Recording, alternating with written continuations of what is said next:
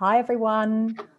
Welcome to our last panel for today. I've been looking forward to this session all day. It's such an exciting topic. We're going to be examining what's next for the connected fitness revolution.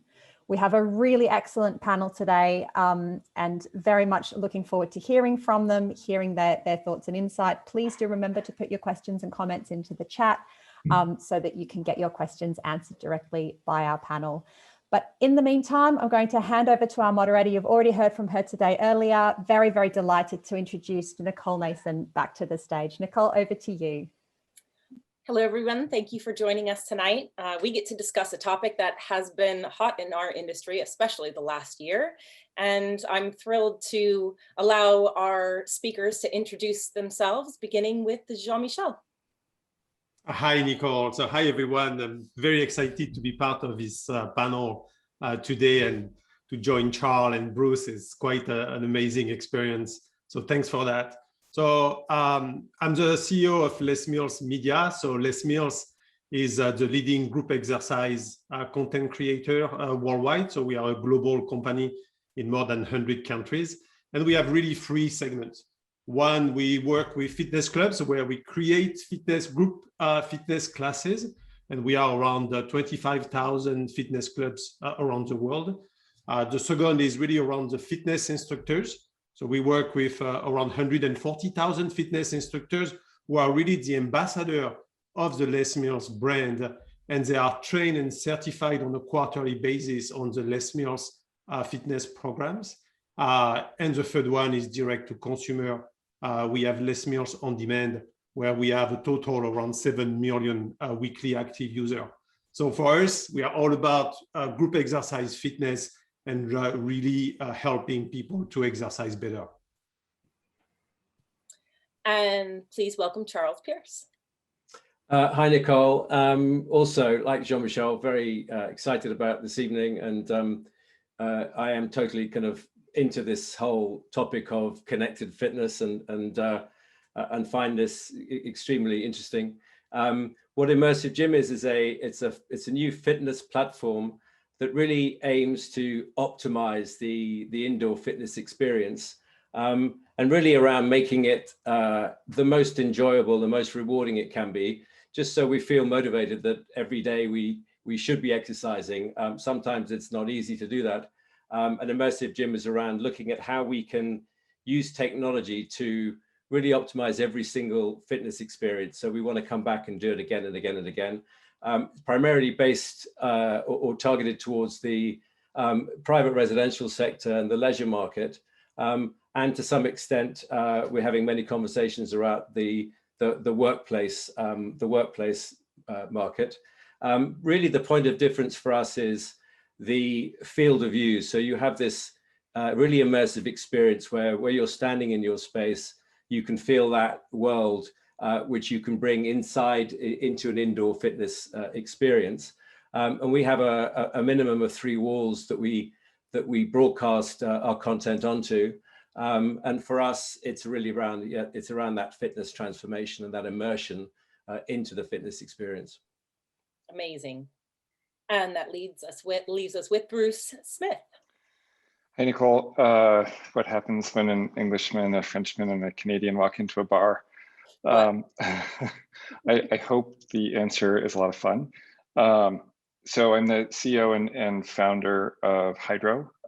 We make a connected fitness device rowing machine, and we have trademarked the concept of live outdoor reality, which we deliver live from the river to your living room. So you move in synchronicity with somebody who is actually out rowing on the water. And that is our passport and the basis for our relationship with consumers, but it's a pathway to whole health. And the intention is to get people moving and feeling better. And if you give us 20 minutes, we'll definitely give you a better day.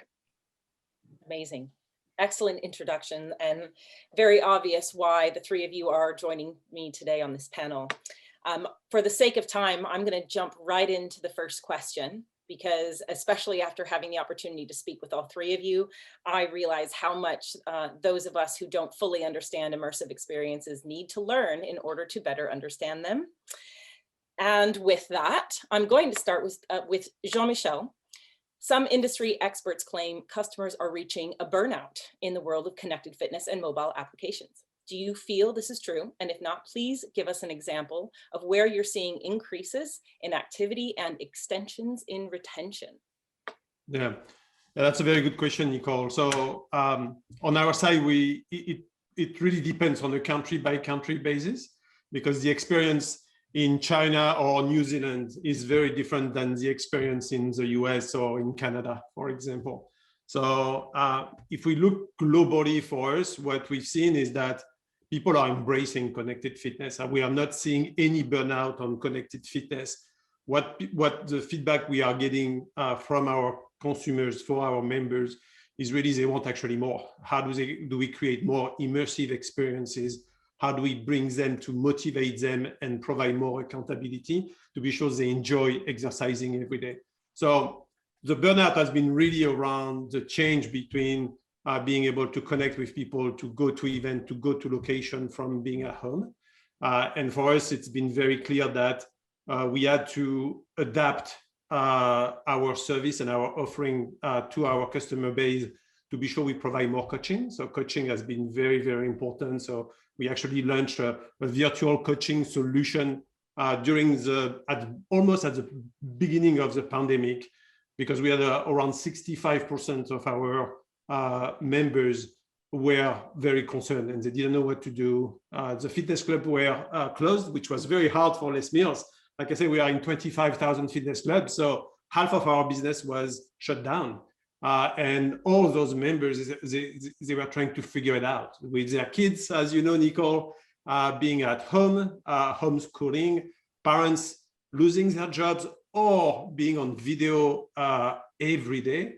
It's been quite a change in life. And for us, putting it at work, all our fitness instructors, connecting them with the consumers, to helping them about how you set up your gym at home. How do you start to exercise better in video on demand? What's the relationship you can have with connected fitness? It's what's been very important. So I think we are just the beginning of connected fitness.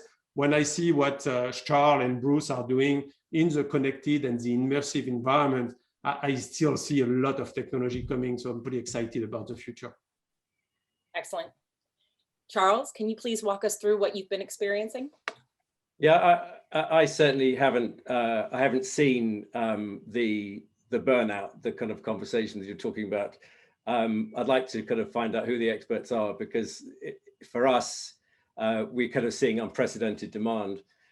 So we're kind of agnostic in as much as the hardware companies we work with, the rowing ergos or the running machines. We work with everybody about saying, how can you connect content and how can you create that experience? And certainly anecdotally, companies like Technogym, I'm sure Bruce with Hydrow, RP3 Concept 2 is Zwift, they're having bumpy years. And actually this began before COVID. The kind of at-home fitness market was certainly for us. I mean, we began our business before the COVID-19, because we realized that people at home were looking at all their experiences, not just for exercise, but across the board for things like security or heating or lighting or cinemas or media rooms, whatever it might be. And so this idea of at-home connected experience for fitness is I think just beginning. And you can see that not just with the sales, but you can see with the financial markets coming in and backing these companies. Zwift just raised 400 million, Tonal 200, you've got Mirror being sold for 500 million. You've got Bruce with Hydrow doing extremely well, raising rounds. This is a sector that's seeing the potential for the at-home market. And not only that, actually, if you look at the numbers, they also would disagree with that, because you've got something like it's a 20% year-on-year growth of mobile fitness apps. And we did some research back in, I think it was 2019. And at that time, there were 150,000 fitness-related applications. The big trouble being that you had a 1% retention rate after 90 days. So the real challenge isn't so much, I think, the burnout, it's how do those fitness apps create some impact? How do they get eyeballs? How do they get retention? And some brands are doing that, amazingly well. And that's, for me, I think it's really that evolving technology will make the indoor connected experience more and more exciting, more and more engaging, more and more interesting. So no, I think far from reaching burnout. I think we're on the cusp of an extremely exciting 10-year period looking ahead of us, where things are going to change a lot, but for the better. Excellent. Thank you for that. Bruce. Yeah, thanks. So my fellow panelists, I think, covered the waterfront pretty well. I think there is severe screen burnout, and I experience a kind of exhaustion that I never imagined. But what we see in our members is actually huge relief. And that there's a testimonial I was just clicking through to. I'm lucky because I'm a nurse. I never had to worry about my job. I work full-time in an outpatient oncology unit, and I try to use my Hydrow at least 5 times a week. And it was her outlet and release during the pandemic. So I think there's a bit of a misnomer with connected fitness. People think like, oh, it's a streaming thing into your home, but that's not what it really is. It's much more of a promise of, I think, immersiveness and also quality. And I think where the burnout might be is in people's frustration around what they're promised from fitness and what they actually get. And nobody used to measure that very accurately. It was just you throw a calculation into a treadmill's screen saying that you just burned 782 calories for a 25-minute run, which is of course impossible. And then you have 4 beers and you gain weight. And so you bought this thing that doesn't work. But with all of the measuring devices and the ways that fitness is able to really actually immerse one into a real experience with the real metrics and real connections, that's where the gold is. And I think that's what members are really responding to. And I think that there's still a gap in the industry between that understanding and what people are trying to build and sell. Mm-hmm. Absolutely. I genuinely think you couldn't have described that better. One of the biggest things, even live and in person, that we see, right, with members in health clubs is the engagement and coming in and actually feeling like they receive what they were promised to begin with. Mm-hmm. And I do completely agree with you that the quality will win out, and it has shown through in the pandemic because the businesses that have succeeded have been the ones that have delivered on the experience. Excellent. That moves us into our next question. We will be discussing something that I found personally educational when speaking with the panelists. There has been a great deal of conversation lately regarding the use of immersive technology in the fitness industry. Where do you think this technology will see its highest penetration rate? And we're going to begin with Charles. So this is a very broad subject, but if we start with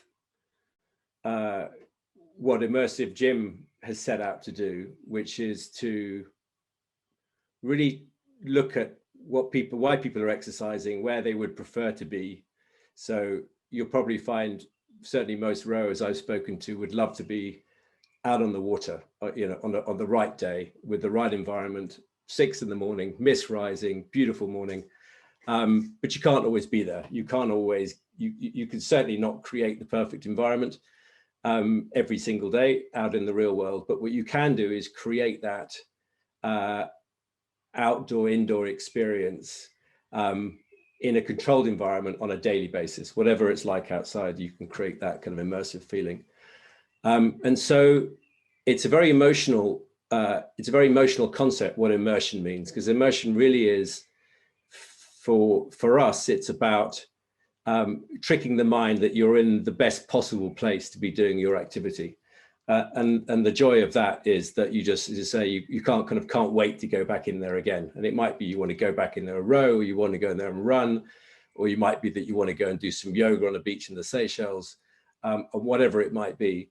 Now, with where we are with the technology for Immersive Gym, it's we currently use LED screens or projectors, and you need a kind of dedicated space to deliver it. So by nature, it's a sort of super prime product for some sector of the residential market.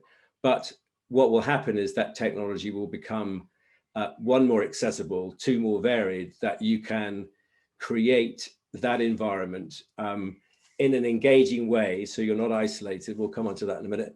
In an engaging way, in say a sort of almost like a sort of home pod, and suddenly you can take Hydrow as an example. Suddenly you could be sitting on Hydrow, surrounded by your environment, and the technology doesn't.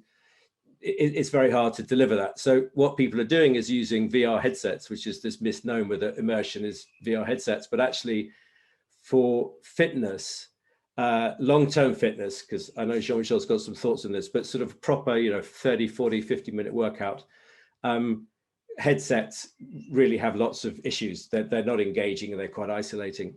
So I think for us, you can use VR, so you can use virtual reality. We're using virtual reality, creating content around virtual reality. So we've got, for example, we've created the Tokyo 21 rowing Olympic course, which you can kind of row and look around and see the competitors left and right. So you can use virtual reality for an immersive experience, but I think it has to have that sense of being there as much as possible. So I think where the challenge is having that emotional connection with the sport or the activity you're doing in a believable way, which isn't really about, oh, that was a kick, that was fun, that was interesting, that was new, because we know that people aren't going to carry on training in that environment. So immersion for us is something that is emotionally engaging, physically useful and rewarding, and makes you want to do it again and again and again. I think that there's a really interesting point there that you were just starting to scratch the surface of. And a lot of the times what we talk about when someone comes into the health club is not just going, you're going to use this piece of equipment, you're going to do this and you're going to do that. And that's why ultimately a lot of people fail, right? Because it doesn't reflect their personal interests, what they actually resonate with. Whereas the likelihood of somebody actually succeeding, whether they're at home or they're anywhere else in any fitness endeavor, is whether or not they can immerse themselves in what it is they actually enjoy doing. Yeah. And so I think that's truly where the success of the industry lies. And that's in, everything that sort of represents the human nature and human way of anything that we do. And understands the individual needs of the human being, which everyone's going to be individual, everyone's going to want their own choices. Exactly. Excellent. And Bruce, can you please walk us through? So it's a really fascinating subject, and I think technology, the technology that we apply there's like a massive overpromise, underdeliver, overpromise, underdeliver cycle, which is best typified by our friends at Magic Leap. I think who are really excited about the potential for virtual or an augmented experience using glasses, and you run into these problems. And I look at it much more as an art problem than a technology problem. It's storytelling and engagement. And so think about Minecraft or Roblox or the Muppets, that there are these worlds unto themselves that create immersive feelings for people. And I see there's a question from the audience about the role of community. And I think the big difference between Peloton and the lady in 1982 who did a workout on public access television at 7:30 in the morning is the community. And it's the thing, like, I can sell you something, you're paying for it, and that's a thinner relationship, and any kind of accountability and real engagement comes from like a real team, a real sense of team. And it's something, the moment you pay for it, that doesn't have the value. And having other people out there being able to use those platforms to connect is what really drives extraordinary engagement and commitment. And you can have something like Swift, which was heavily pixelated and kind of not that much fun, but hundreds of thousands of users, and it gets better and better and better and more immersive. And I do think we're going to get to a point where, Arthur C. Clarke's vision of like going into a room and being transported to wherever you want to be because of the technology is possible, but that's not what's driving the explosion of growth. It's the kind of engagement that we're able to create using art. And I think that that's a lot more important. And it is fun to talk about the screen stuff, but that's not where the real value is. The real value is in allowing people to connect and provide motivation and care for each other. And in that way, you build the kind of long-term engagement that we really need to help people feel better. Great point. And for anybody who's watched any sort of Simon Sinek, video tutorial or read any of his books, right? Shared values and beliefs. That's what drives engagement. So excellent point. Jean-Michel? Huge Simon Sinek fan. No, just a huge Simon Sinek fan, like everybody else. Yeah, totally just aligned. Off the charts. Not only does he speak to incredible content, but he explains it in such an understandable way that, literally anybody can absorb it. So, yeah. Jean-Michel? Yeah, sure. So the way we see immersive environment is first what we are doing. How do we bring people into an environment that's going to be fun, engaging, motivating, and it brings you away from the daily stress. So for us, was based first having amazing energy with an amazing instructor that's going to bring you and create this enjoyment. That's creating an immersive environment. The music is very, very important, and the music is going to carry you during your training and help you to go faster and enjoy whatever you're doing. And what we want is people to come back the following day, and because of the music, because of the instructor, because of the energy of the group. Bruce was talking about the community. Being part of group exercise is how people exercise together is quite important. And how do we continue to create this connection from a live class with a fitness instructor with amazing content and amazing music? That's one, and we believe it's going to stay there. People are already coming back to the fitness club. So right now we're seeing, just to give you an example, in New Zealand and Australia, we are at 125% booking compared to pre-COVID. Mm-hmm. So people are coming back to the fitness club. Why? Because they want to go back to this community that Bruce is talking about. They want to have this energy, because community is not just about communicating through a platform. It's about the energy that people can share with each other. And for us, is how do we multiply, how do we enhance, how do we augment this energy is very important part of the immersive environment. But also you have technologies. Connected fitness is one. I think that's the next step. And we are seeing a lot of companies that Charles was referring about, who are really jumped into the connected fitness wave. Being able to measure your biometrics, being able to measure what you do, having your history, being able to compare with your friends, and have this level of accountability. Now I can measure what I do. I know my friends are going to see it. I have this level of accountability. So it works for some specific persona. For others, it just doesn't.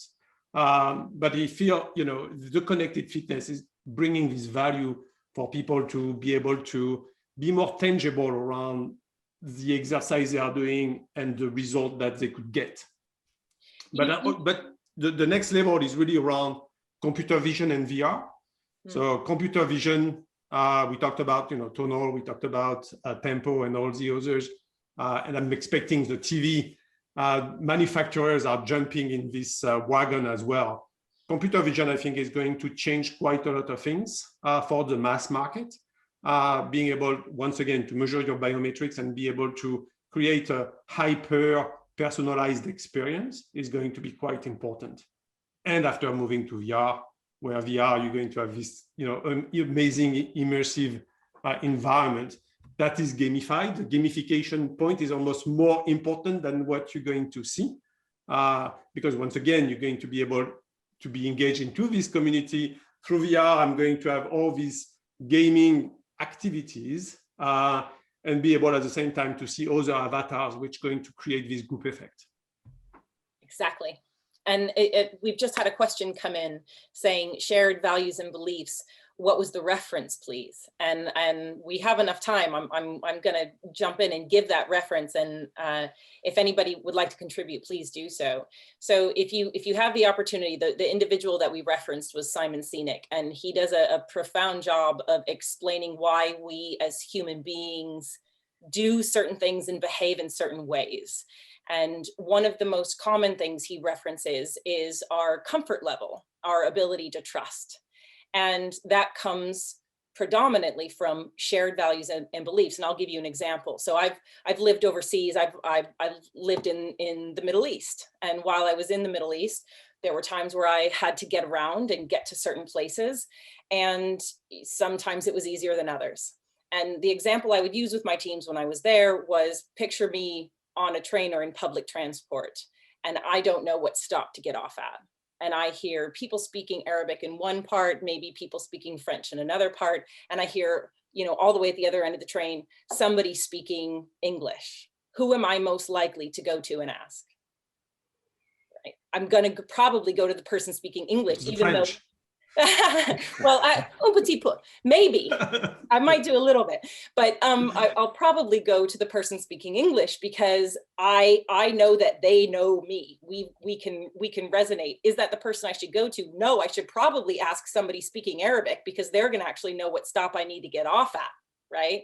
But that's how we build this foundation of trust, and it's reflected through fitness. And one of the greatest examples is the fact that when most people, and I apologize for referencing the health club industry, but when people walk in the door, they are intimidated usually, right? And so the importance of us being able to exchange and share our values and belief systems is the determining factor as to whether or not somebody actually decides to join, because guess what? They can buy equipment and exercise at home, right? And all of you are a perfect example of that. So if we don't resonate with them, if we don't go, oh, you're a rower? I used to row in college. That's an example of the shared values and beliefs in the exchange system and what unfolds to help build the community that we're referencing here. So any other comments or? Yeah, I think value and belief really evolved also over the last few years. Where it could have been around specific religions, specific connections and experiences. But more and more, it's really around by interest. So we call that the friendship, the friend by interest. Meaning for us, where we see people who love body pump, they connect with other people that love body pump, but they don't have the same age. They don't have the same demography. They don't have the same level of income, but they connect through one interest. And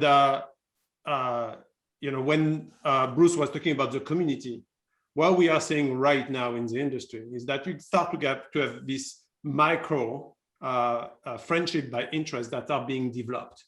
And that's very important because people now, they need to connect with something.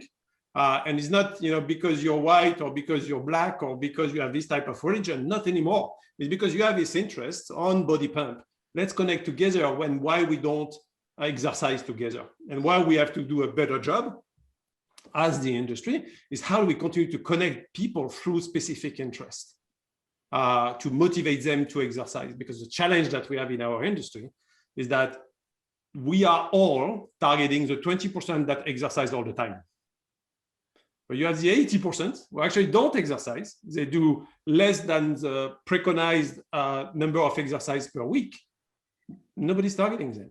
And I think through this community of interest, that's going to evolve and be able now to bring more and more people who actually don't used to exercise, and now they're going to go through a movement more than just saying I need to exercise because, you know, I want to lose weight or whatever my specific goal is. And Jean-Michel, I agree with you more. Oh, go ahead, Bruce. Yeah, sorry. I was going to lean into something Jean-Michel said, which I think is absolutely right. It's the hyper-targeting of connections that people have. And I think there's a dichotomous movement. So on the one hand, online platforms are enormous, and they have hundreds of thousands. We have hundreds of thousands of people rowing, which is unusual, and millions of people on bikes, and that is this huge group of people. The flip side of that is, as we get smarter and as AI plays a bigger and bigger role, people are able to find smaller communities that resonate with them.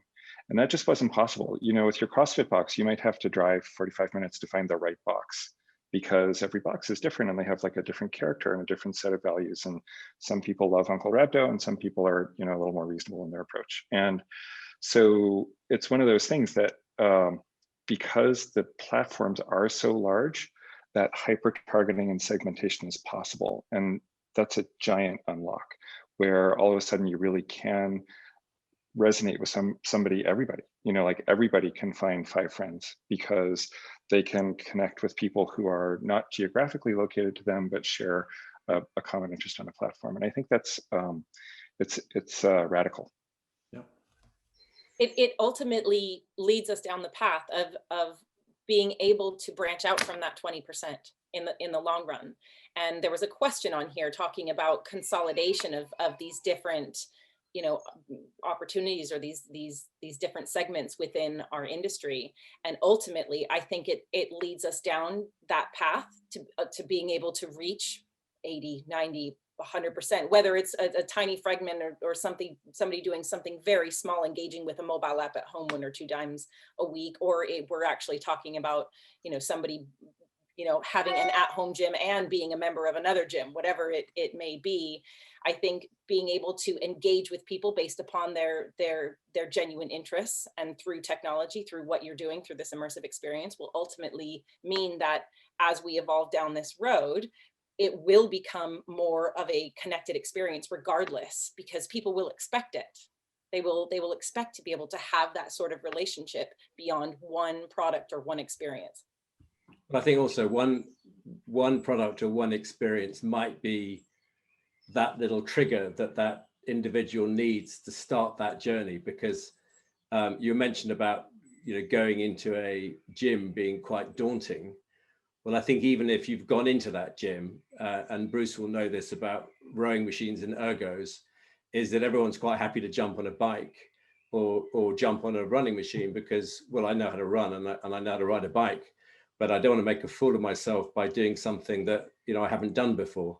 And I think that whole the ability to all the wearable technology, it just raises the question all the time about what is movement about? Why are we bothering to move? Why are we bothering to eat healthier? And it's because this whole idea of living this longer, healthier lives, and the ability to kind of access or try starts that conversation. And once you start the conversation, you meet other people like you, and then you can't help and you get kind of brought into it.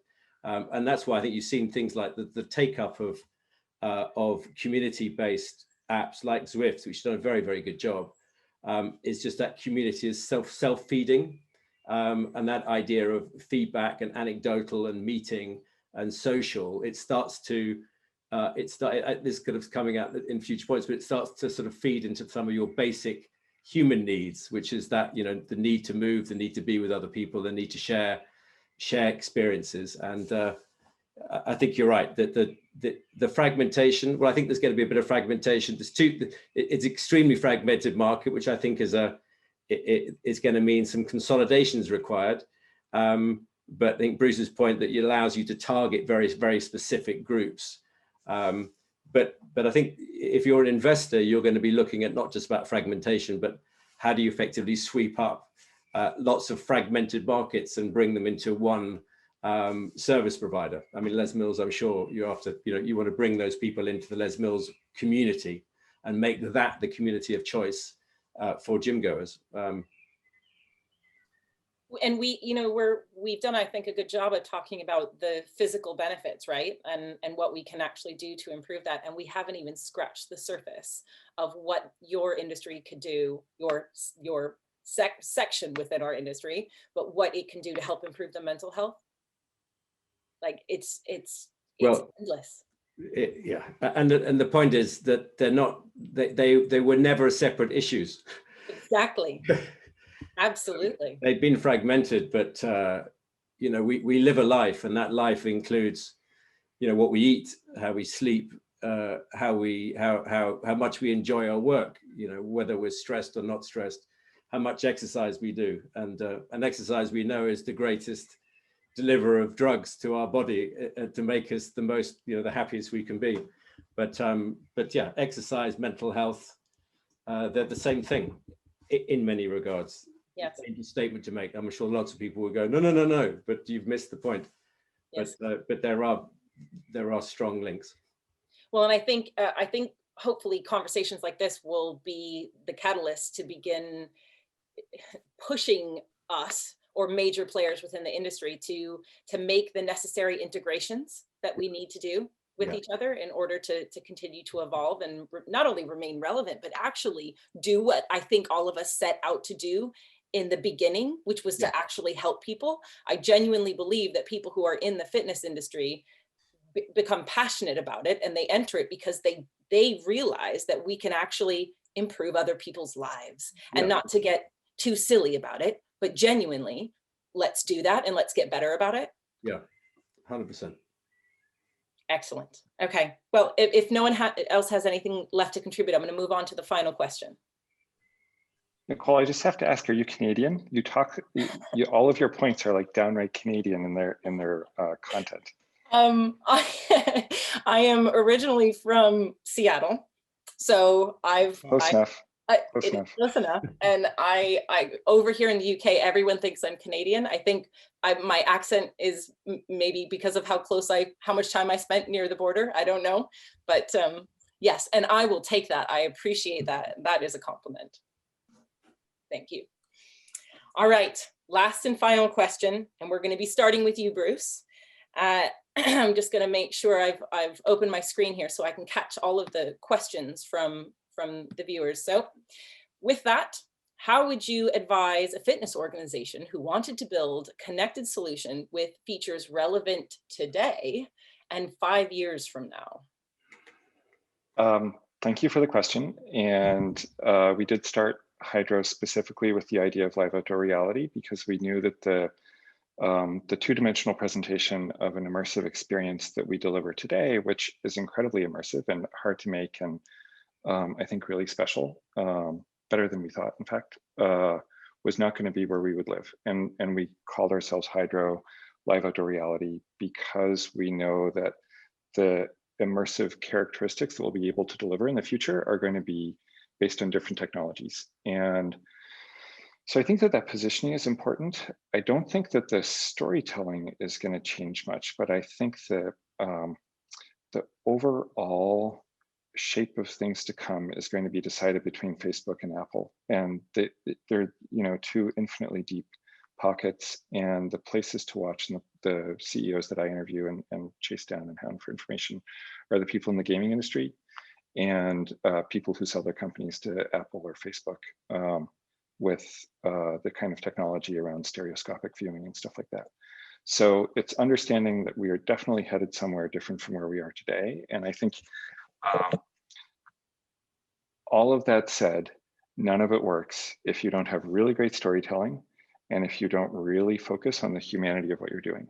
And I think that the narrative drivers that people go after around personality and music are exactly right, but there are other really exciting narrative drivers, and specifically the natural environment, the natural world, which people respond to on a very visceral level, and other elements that, if you just look at the larger scheme of things, what makes a great video game, what makes a great movie, and we haven't even begun to approach that level of immersion, and we're so excited about the potential.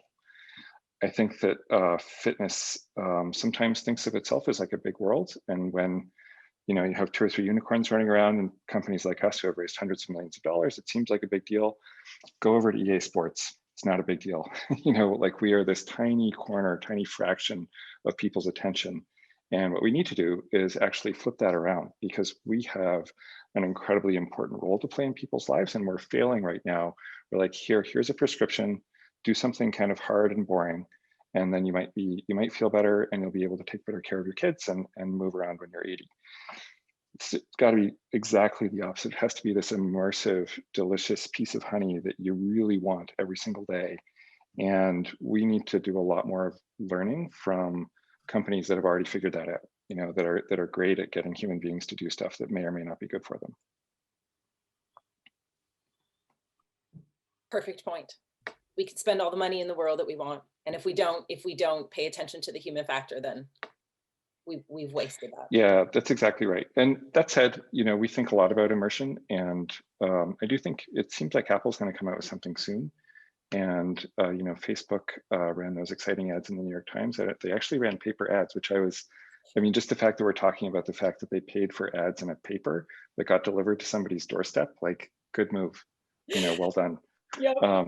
So I was really excited to see that they're moving us in that direction. And I think it's going to be very exciting over the next, I don't think like 2 years, I think more like 5 to 10 years. It's going to be really exciting. Great. Jean-Michel? So what we see on our side is that the market is still shifting.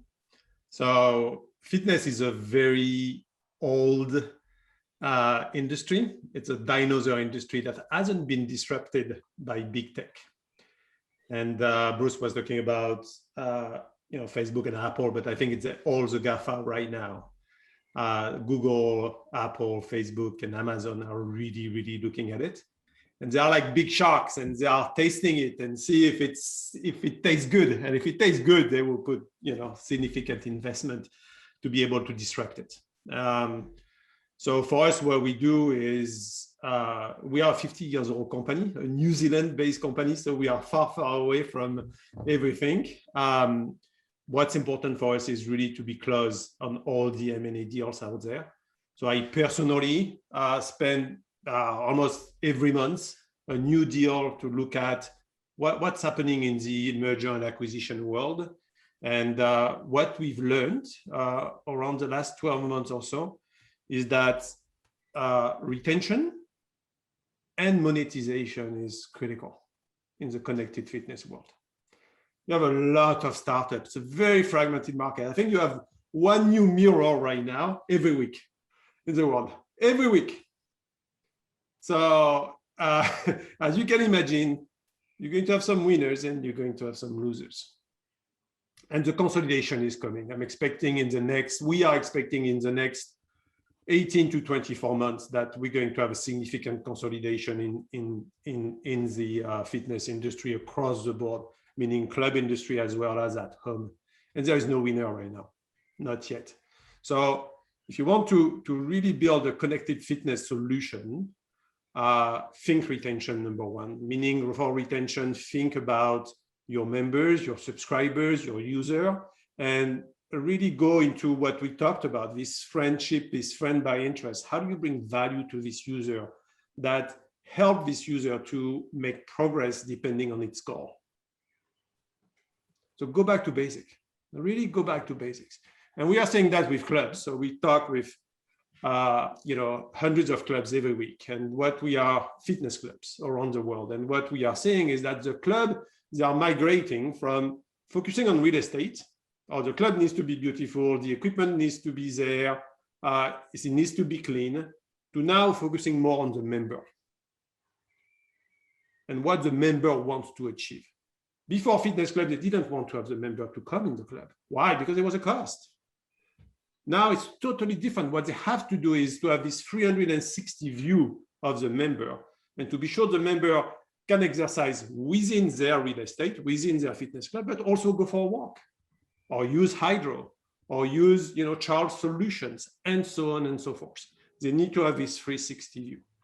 And it's about retention. But retention is not good enough. Why? Because when you go into the business of subscription, usually your cost of acquisition is quite high and your LTV is quite low. So cost of acquisition is the cost of acquiring a new customer versus the lifetime value, what's the life of a customer during his life, what's the value of a customer during his life within your brand. And LTV is very important. Why? Because it's going to help you to increase your cost of acquisition. Not going into too much detail here, but you need to monetize. And what we've seen to all the startups, most of the startups that we studied around the last 12 months, is that their lifetime value is very low. Very, very low. So they cannot monetize. They cannot create a sustainable, profitable business. And by the way, that's 90% of the current industry right now. You see all this liquidity being injected, but their business model is not sustainable. And I'm telling you, most of them are going to die. And it's not because you raise 100 million that you have a sustainable business model. Right now, you can raise 100 million because there are a lot of liquidity in the market. So retention number one, monetization number two will be my advice. Totally. There is this weird venture capital effect in a lot of businesses, not just fitness, but it allows people to buy customers at an unreasonable price and you lose money. And my favorite story is pets.com, and every customer lost them $300. And the joke at the board level was that they make it up on volume. So they would, they'd lose $300 even faster, more and more customers. And it is a weird distortion in the market because of all the venture capital available. Yeah, it's such an excellent point you make about retention too, because it's not just retain your members, right? Or retain your users, retain your clients. So how do we do that? We actually make sure they succeed, right?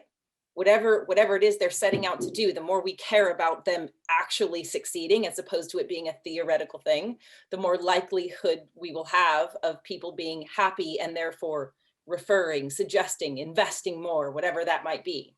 We actually make sure they succeed and we get the end result that is then rewarding for both. Yeah. Excellent. Charles, I know you're going to have something to say about this and I'm excited to hear it. Well, I think these guys have mentioned it, which is fragmentation and winners and losers and a sort of general carnage in the next period. But I think also one of the reasons the platform that we set up is completely agnostic is because one thing is consistent, which is the need to, or the desire to do this thing that we've been doing forever. As Jean-Michel says, an ancient idea that we should be doing something physical. And bearing in mind, I'm interested in how we do that indoors and how we do that in the kind of private residential market. One thing we know is there's the next best thing. I mean, 4 years ago, Peloton, no one was heard of Peloton. It didn't exist. Zwift began, I think, in 2016. Apple Fitness has just launched. There's a whole load of money, whole load of new innovations, whole load of brilliant new products and services coming into the market. But actually, if you consider how they're experienced, they're all experienced very differently. You know, how you experience a rowing experience on Hydrow is very different to how you might experience a Les Mills class via an app or via a tablet.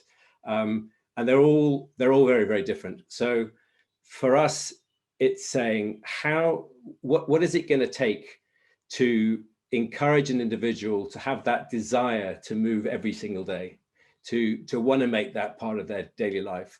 And we know that that's going to change. What it looks like today is going to be very different to what it will look like in 3 or 4 years' time. You've got body tracking technology that you can give people AI feedback about how they're moving. So what's happening at the moment is people are doing these high intensity workouts at home, but they're hurting themselves because they have no instruction, they have no idea about what they're doing, and they have no knowledge. They can't build knowledge. So it's how do you create a product that constantly responds to the market, constantly changes the market, makes the experience consistent to the end user, so it always feels familiar, a bit like going to Apple TV or turning on Amazon Prime or turning on Netflix. You kind of know what you're going to get, and it's a platform through which you can access content.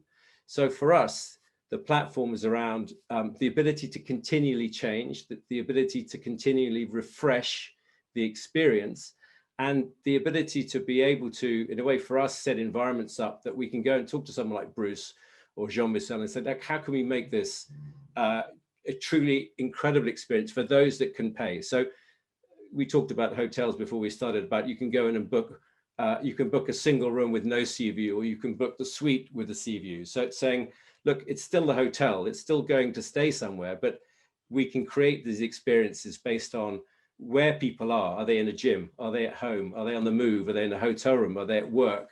You know, how can we make this feel consistent? And ultimately that then is saying, well, how do we then weave it into mental health? How do we use content for mental health? And then how do we use things like health tracking? I mean, Huma today, they've just raised 130 million for effectively tracking mental and physical health so you can preempt illnesses. So for me, the immersive gym experience or the fitness experience is all about wellness. It's physical wellness, mental wellness, the body health. And I think where it's going to get very interesting is where all those different fragmented bits, that your wearables and your trackables all come into one play and go, I have got almost like a digital twin. So here is my digital twin, my physical twin, and this is how I can see myself holistically. And I think that's going to be the greatest advancement that technology can bring to these experiences. It's not just going to do a Les Mills class, but coming out and going, wow, actually, the following 25 markers happened today, or someone like rowing, where you've got 86% of your muscle group being used for one exercise. I mean, it's an awesome, people don't realize how good rowing is in terms of a way of getting fit and healthy. But so it's education and feedback. So the one thing I'm not sure about, what Jean-Michel was saying, is the gamification of fitness, I think, will lead to lots of different kind of fragmented experiences. But fundamentally, it should be about knowledge, building knowledge and building an understanding about why you're doing it. And if you can get that understanding, it'll become part of that fabric. So it is about gamification in terms of enjoyment and engagement in that experience. But I don't think it's about gamification in terms of it being a game, because I think it's way more than that, personally. Excellent. I just want to double check. We've had 2 questions come in and I'd love to be able to answer them, but Angela, do we have time? Yes. Excellent. Lovely. Okay. So Jean-Michel, we had a question come in directly to you that says, what is good LTV? So usually we are looking at a ratio between LTV to cost of acquisition of around 3 times. So that's the basic for due diligence for us. If you're not able to generate 3 times the value of your cost, usually we need to look at it seriously, or the forecasting ratio LTV to cost of acquisition. So 3 times is, you need to do a lot of work, a lot of analysis, getting the right data to understand what's your cost of acquisition as first, and how this cost of acquisition is going to evolve over time. Excellent. And the last question is, I'm going to direct to the entire panel, so feel free to step in at your leisure. It would be good to discuss how social could be transforming fitness as it has transformed so many industries. In-person fitness is inherently social, but has the digital industry cracked it? I'll be brief. I think having to use your own sweat, time, and energy to be a presence on a platform is inherently different from the zero-cost investment to beautify a picture or share a like on Instagram. And I think there's still a pretty big gap between those values. And I think that having a digital self that is invested with time and sweat has a lot more value in people's lives than anything that Facebook or Instagram could ever do. Yeah. If I had to make a big bet for the next wave, it would be the democratization of virtual coaching. Because to answer the question, for us, we don't believe it happened really. There is some good progress around how do we leverage digital to connect people, but it feels that the virtual coaching, the democratization of virtual coaching across wellness, like Charles was talking about, it's not just about exercising, it's about sleeping, it's about all the other things. I think there is a big need here, and it's still way too expensive. The customer experience is not great. There's a few startups who are playing in it, but so we do believe that's a big next thing. Excellent. Charles, do you have anything left to contribute? No, I think for us, we're in the kind of lucky position, if you like, of it's very localized. So that the digital experience of connecting individuals is very personal, very one-to-one. But I do think it's actually the certain apps, certain fitness apps that have done very well at using digital to connect people together socially and create very strong social links, where people, I've heard anecdotally, people who've met for coffee in real life on the basis of using social connections online. So but I think there's a long way to go, and I think the